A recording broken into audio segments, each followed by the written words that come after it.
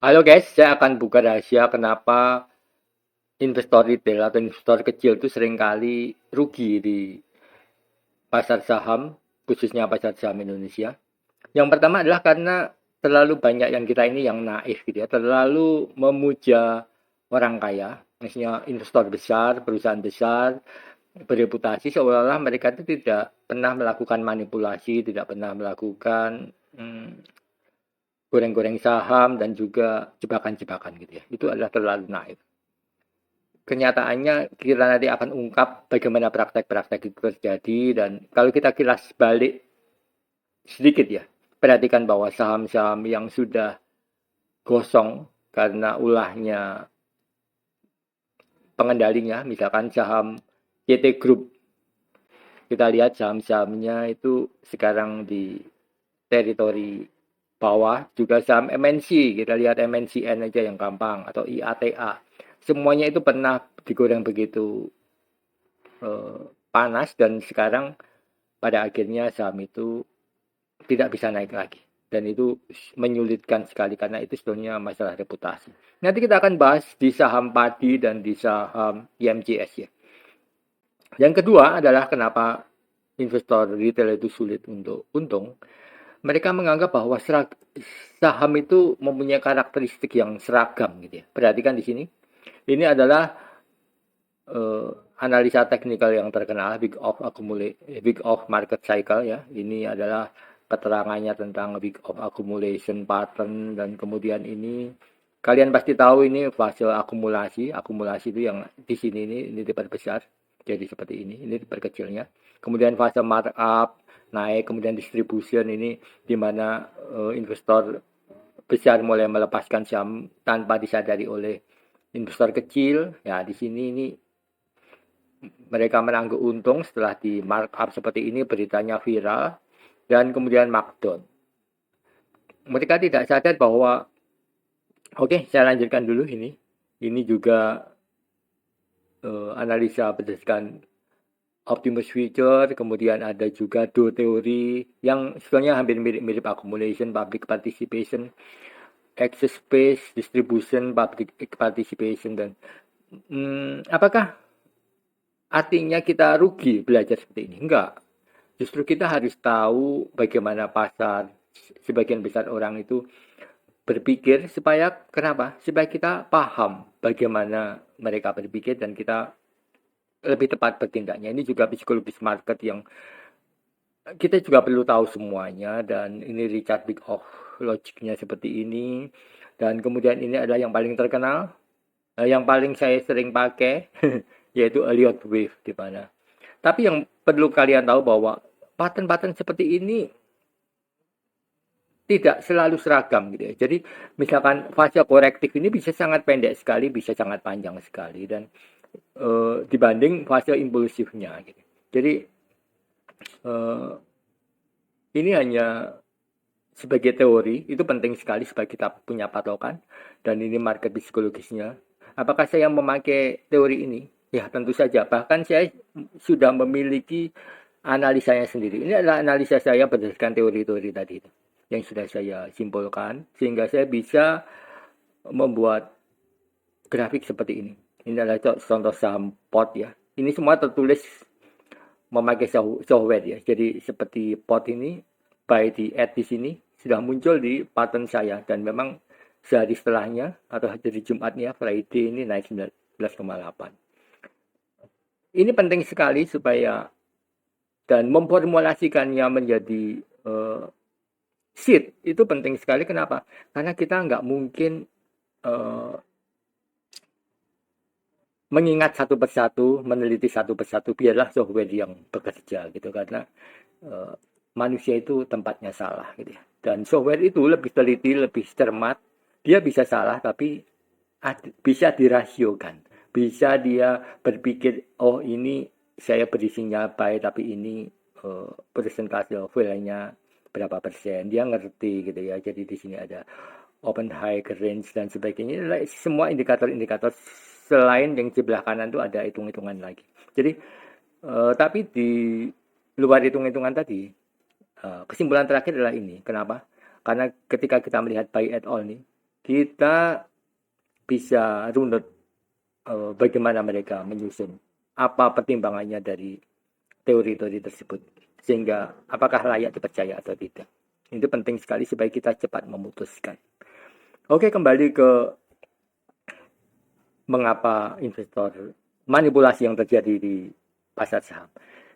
Ini sebelumnya saya disclaimer bahwa ini tidak bermaksud menjelekkan saham tertentu atau apapun juga, tapi ini murni analisa, karena kita memang berhak menganalisa perilaku dari pasar. Kita berhak menganalisa perilaku dari investor. Kita tidak menuduh investor ini, tapi realitanya harus kita foto dengan objektif supaya kita bisa tahu bahwa saham ini memang sedang digoreng. Saham ini memang seringkali membuat jebakan-jebakan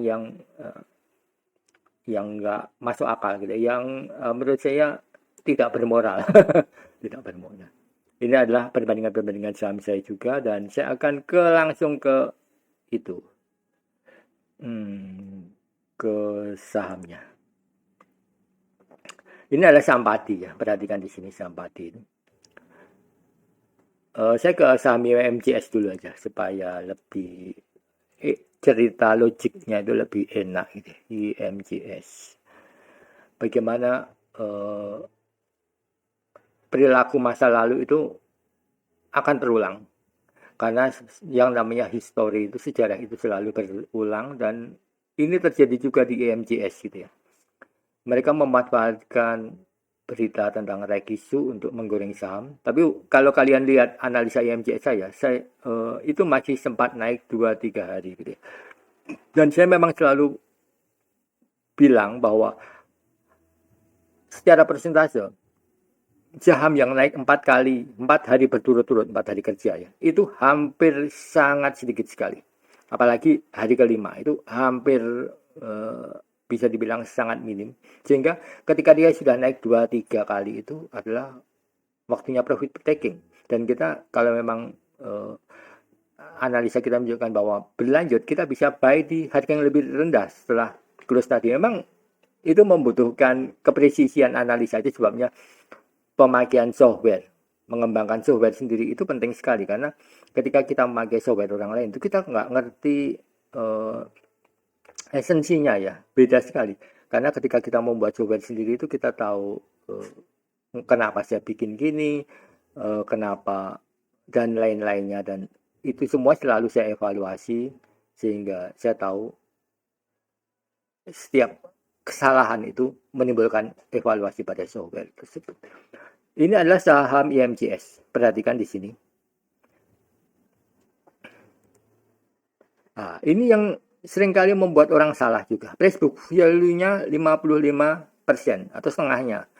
Nilai pasarnya setengahnya dari modal ekuitasnya. Tentu orang awam akan bilang ini saham murah untuk perusahaan sebesar Indomobil, jasa perkreditan Indomobil 55% itu saham yang murah. Padahal ini sudah fasenya di atas rata-rata ya, kalau kita lihat chartnya. Posisinya di sini sudah cukup tinggi. Tapi ini masih 55%. Jadi di sini baru di atas sini jauh, baru harganya ini sekarang di 294 atau di 300. Harga 600 itu baru sekitar price book value-nya 100%. Kenapa mereka seperti ini? Perhatikan di sini. Jadi setiap saham saya selalu bilang memiliki karakteristik sendiri. Ini adalah tipe saham gorengan sekali. Perhatikan, dia naik hanya 1-2 hari. 1-2 hari kemudian terkoreksi berminggu-minggu, naik sedikit, sideways, naik 1 hari, turun lagi. Dan ini seperti ini juga, naik ini sekitar 3-4 hari ya. Mulai ini break, di indikator saya juga muncul. Kemudian hanya beberapa hari kemudian terjadi fase ini paduan antara downtrend dan fase distribusi. Kelihatan sekali bahwa mereka cepat-cepat menghabisi saham ini. Dan apa yang terjadi selama ini di sini? Inilah pentingnya selain memadukan berita, memadukan teknikal yang seperti ini dengan berita, supaya kita tahu karakteristik saham ini seperti apa. Perhatikan ini beritanya.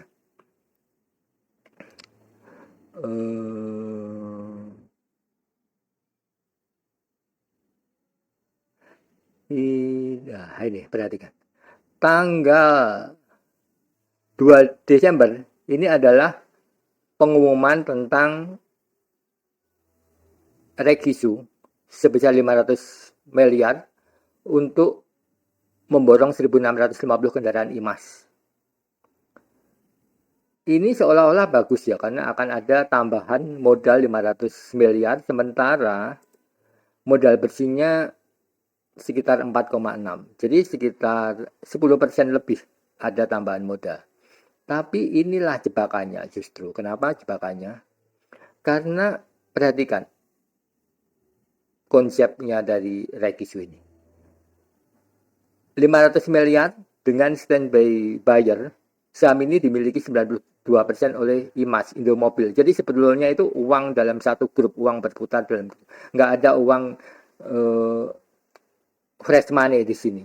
Uangnya Indomobil dikasihkan IMCS lewat Regisu, yang bisa saya bilang ini untuk membohongin publik gitu ya.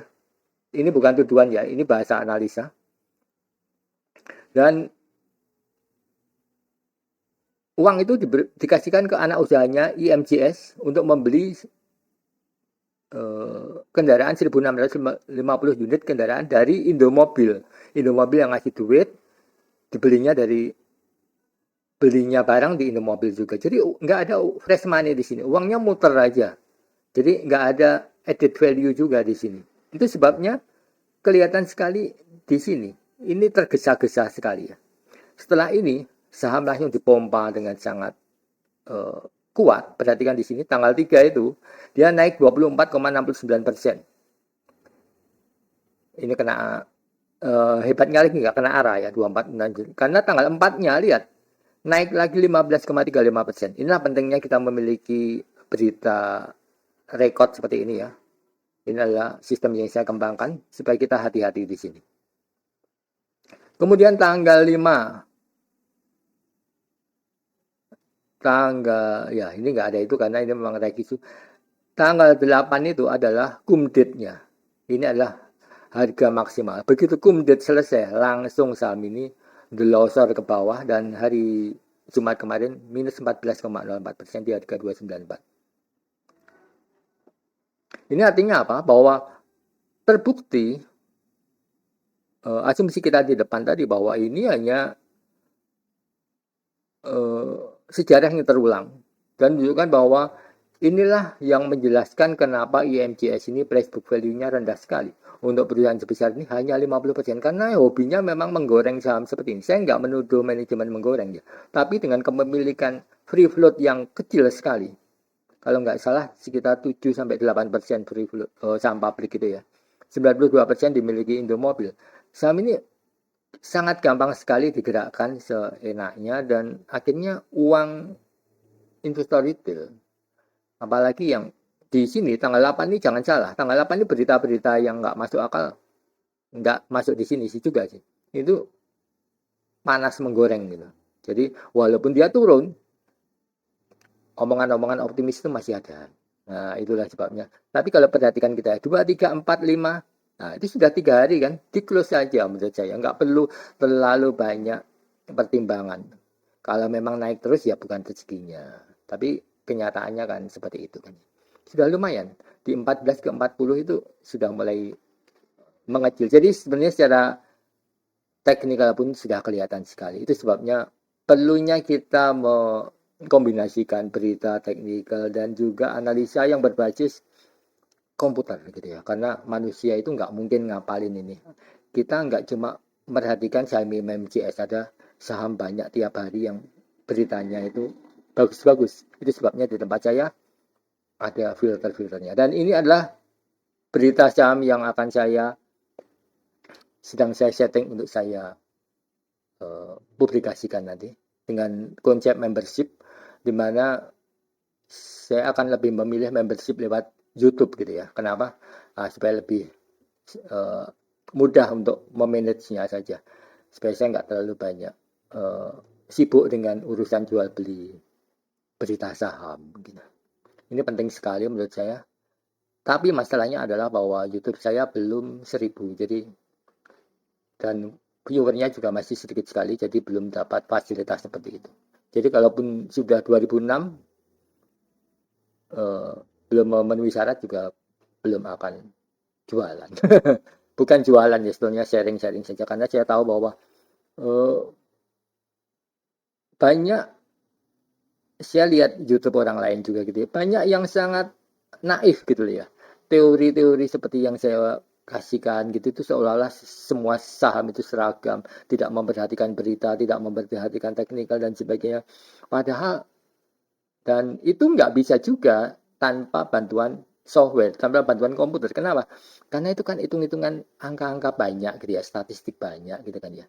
Kalau tanpa bantuan software, itu sebabnya software saya akan selalu jalan mulai dari jam 6 sore sampai jam 9 tuh mereka jalan sendiri menganalisa, mau filter dan sebagainya dan akhirnya outputnya itu muncul. Kenapa begitu lama? Karena emang mereka update satu-satu gitu ya, termasuk beritanya. Berita ini tidak saya tulis sendiri gitu ya, karena nggak mungkin satu hari satu saham aja bisa ini. Padahal ada 900 saham lebih di Bursa Efek Indonesia dan dengan filter ini justru sangat menguntungkan kita karena nggak perlu baper kalau close 2-3 hari gitu ya. Karena tiap hari itu banyak saham yang menarik pada intinya seperti itu.